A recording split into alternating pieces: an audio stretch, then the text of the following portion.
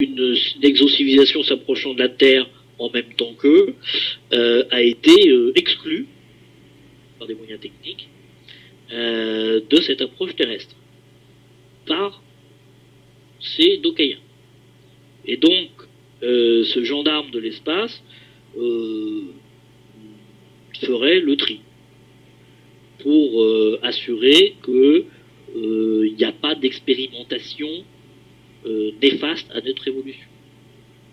Donc ça veut dire qu'on tolère un certain nombre d'expérimentations jusque dans la limite de ce qui est cosmiquement autorisable. Gendarme de l'espace, cela me rappelle une affaire française, l'affaire d'Aravilliers, en 98, où les entités observées par le témoin, Monsieur D, des entités d'ailleurs qui ressemblaient à des gallinacées, à des poules géantes, avec un grand nez ou un grand bec, lui avait dit, par message télépathique, « Nous sommes des gendarmes de l'espace ». Alors, est-ce que c'est eux? Je n'en sais rien. Pourquoi je n'en sais rien? Parce que je n'ai pas d'indication sur la description, sur le phénotype de cette exocivilisation. La seule indication que j'ai, c'est que la seule indication vraiment très précise, c'est que sur l'organisation cellulaire de ces gens-là est une organisation cellulaire qui est la même que celle des gens de la planète Oubre. C'est ce que eux indiquent. Maintenant que l'apparence physique, le phénotype de l'exocivilisation soit une apparence gallinacée, pourquoi pas, hein. Certains en ont fait d'ailleurs le parallèle avec les anciens dieux égyptiens, Horus et compagnie. Alors ça nous amène là aussi à la théorie des anciens astronautes. Que pensez-vous de cette théorie? La théorie des anciens astronautes. Je connais pas cette théorie des anciens astronautes. Aux États-Unis, en ce moment, c'est diffusé dans la série Anciens Aliens. Alors, si vous évoquez le triptyque des Anunnaki, des reptiliens, c'est ça auquel vous faites référence? Non, en fait, disons que les anciennes civilisations auraient été commencées, visitées par des ovnis, et que certains, en fait, anciens aliens, anciens astronautes, ça traite de ça. Mais d'ailleurs, vu que vous en parlez, que pensez-vous des Anunnaki et reptiliens? Alors, je suis en train de finaliser un article sur ce sujet avec mon ami Anton Parks, qui est un érudit de la langue sumérienne, ainsi que mon ami et associé Frédéric Morin, hein, qui est aussi un lecteur dans le texte des documents acadiens et sumériens. Donc je suis bien entouré pour travailler sur ce sujet.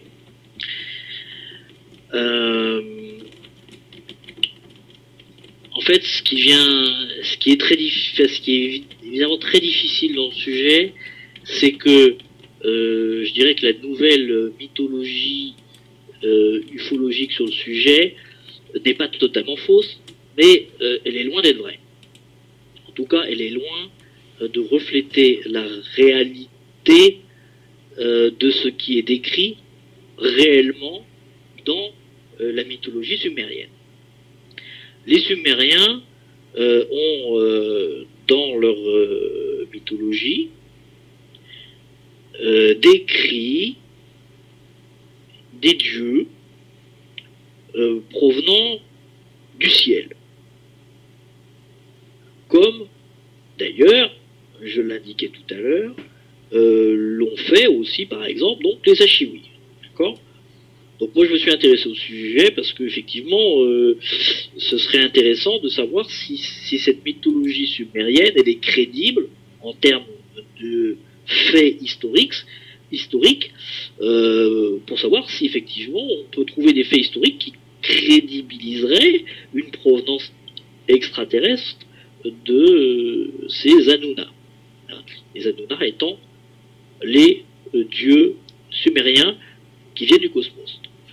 Les Anunnaki étant les dieux échoués, disons, sur la planète Terre suite à des conflits entre ces dieux Anunnaki.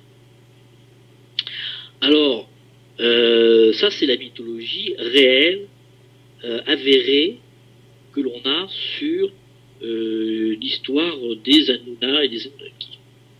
Donc on a une vraie mythologie sumérienne qui parle bien de dieux venant du ciel. D'accord? Donc ça, maintenant on ne sait pas le degré de véracité de la mythologie par rapport aux faits historiques. Ça c'est quand même une sacrée paire de manches, c'est une autre paire de manches encore. Alors d'où vient en tout cas un certain nombre de supercheries et de mystifications. Alors, que les Anunnaki puissent être des extraterrestres, c'est fort possible. Ça m'intéresserait bien de trouver des éléments de preuve historique pour ça. Mais à aujourd'hui, je n'en ai pas trouvé. D'accord ? Ce qu'on peut dire, c'est qu'il y a un certain nombre de mystifications qui ont été faites. Et je vais citer les mystificateurs qui ont fait beaucoup de dégâts et qui ont gentiment œuvré. S'ils avaient travaillé pour des services de désinformation, ils auraient eu la palme d'or. D'accord ? Alors, il aurait mieux valu d'ailleurs que ces gens s'affichent comme des brillants auteurs de littérature fantastique ou de science-fiction, ça aurait été beaucoup plus agréable pour tout le monde. Alors, le premier mystificateur en question, c'est Zecharia Sitchin. Zecharia Sitchin, qui n'était d'ailleurs quelqu'un qui n'était pas compétent en matière de déchiffrage du sumérien, et qui s'est inspiré de travaux anciens sur ce décodage des tablettes sumériennes. Et il a fait sa petite sauce à lui là-dessus. D'accord ? Alors il a pris des éléments qui étaient exacts de la mythologie sumérienne, et puis il l'a aménagé comme ça l'arrangeait. Voilà. Donc, quand on voit... Donc ça a constitué un fond d'une nouvelle mythologie de l'ufologie, d'accord, mais dont tout n'est pas faux. Dont tout n'est pas faux. C'est là le drame. C'est que Zecharia Sitchin prend de réels éléments de la mythologie sumérienne, dont on peut réellement s'interroger si c'est vrai d'un point de vue historique ou pas, et là ça devient compliqué, pour les explications. Donc il prend des vrais éléments de la mythologie sumérienne, et puis il met sa petite sauce pour inventer des belles histoires. Voilà. Sauf que dans ces belles histoires, il y a des choses qui sont vraies, puis il y a des choses qui sont fausses. D'accord ? Alors, on a par exemple Sitchin qui nous invente la planète Nibiru. La planète Nibiru n'a jamais existé. Elle n'a même pas existé dans la mythologie sumérienne.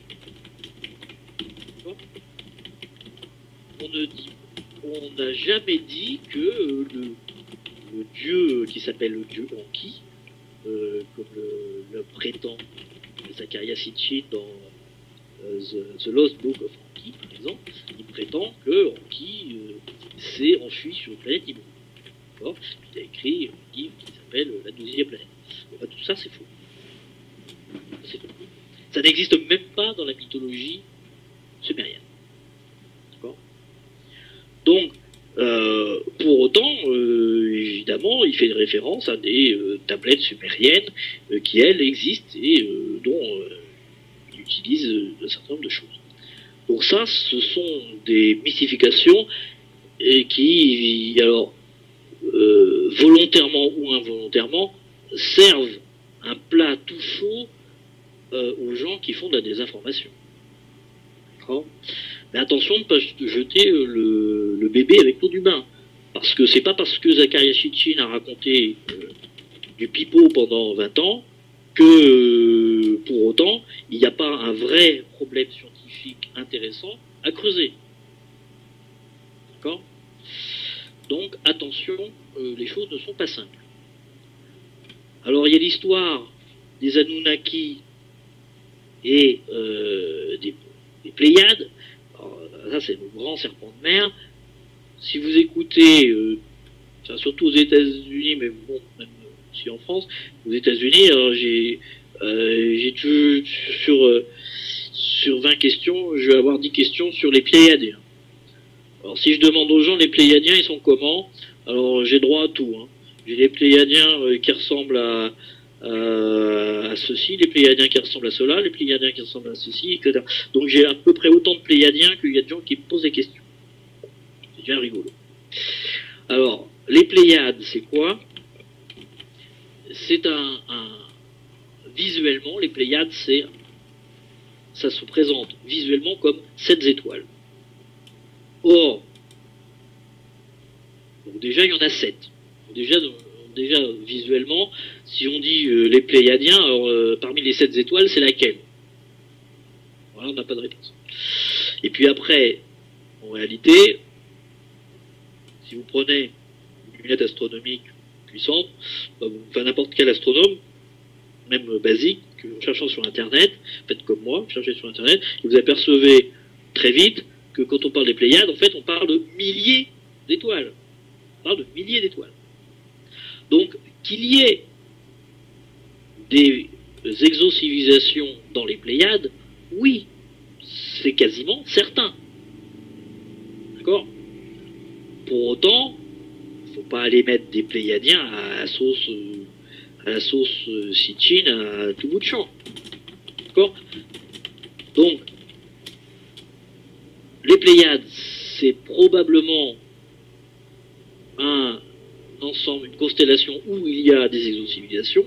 Pour autant, pour qu'elles viennent chez nous, ça sera quand même pas facile, parce que ces milliers d'étoiles dans cette constellation se trouvent à environ 450 années-lumière. Alors si je fais un petit calcul avec les documents humains que j'ai, la planète Oumos et son soleil se trouvent à un peu moins de 15 années-lumière. D'accord ?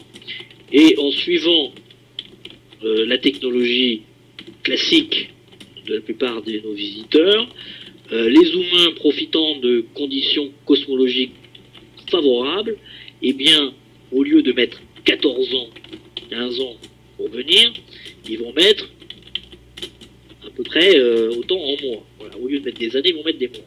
D'accord ? Pour simplifier. Donc, même si vous mettez, non pas 450 années-lumière pour venir, mais vous mettez 450 mois pour venir, 450 mois, ça commence à faire long. Hein, 450 mois, on est autour d'une trentaine d'années terrestres. D'accord ? Alors 30 ans pour voyager, même si vous avez une physiologie et une biologie qui vous fait vivre un peu plus longtemps, qui peut-être être un peu plus costaud, vous permet de supporter des conditions un peu difficiles, 30 ans, c'est difficilement acceptable, hein, en termes de conditions de voyage. D'accord ? Donc, ça rend la probabilité que les exocivilisations qui vivent dans les Pléiades, ça rend la probabilité que ces gens-là, la possibilité qu'ils viennent, devient extrêmement faible. Ça veut dire que seuls vraiment les meilleurs d'entre eux ont pu surmonter ces contraintes cosmologiques pour venir. Donc déjà, c'est pas n'importe qui. D'accord ? Donc on ne peut pas exclure qu'il y ait des exocivilisations qui viennent des Pléiades, mais c'est pas des milliers c'est pas des centaines de Pléiadiens différents. C'est pas possible. Voilà, c'est la fin de Menace Grise, grande édition du 28 avril 2012. Je vous donne rendez-vous à une prochaine édition et à très bientôt sur EDH TV.